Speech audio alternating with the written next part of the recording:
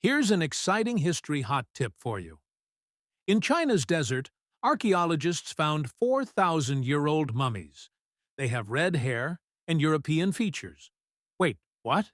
Here's the real story. In 2001, archaeologists unearthed a cemetery in China's remote Tarim Basin. It was a hot desert wind that whips across the barren landscape. But the discovery was anything but. Inside the tombs, they found mummies. At first glance, they seemed pretty ordinary. But as they studied them, it became clear these mummies were not like any others. They were tall for the region, with one researcher noting that some skeletons were even taller than him, and he was 6'3". The remains also seemed to have white or European features. One had red hair.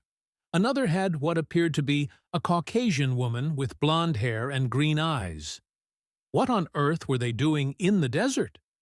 These people lived between 1800 and 1200 BCE, which put their sophisticated culture right in the heart of the Silk Road. This trade route connected China to the West, but it was never just about silk. Ideas, religions, and people flowed along its paths. These mummies provide evidence of just how far the Silk Road's influence reached.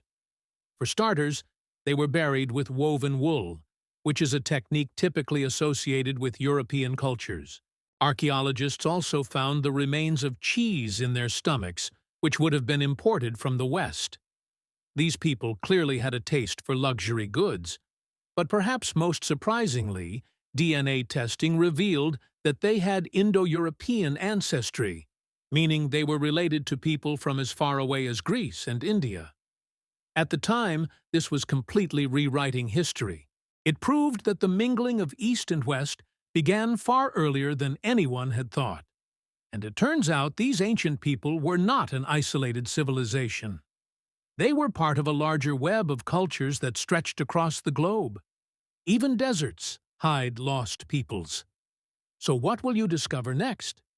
Subscribe now to find out.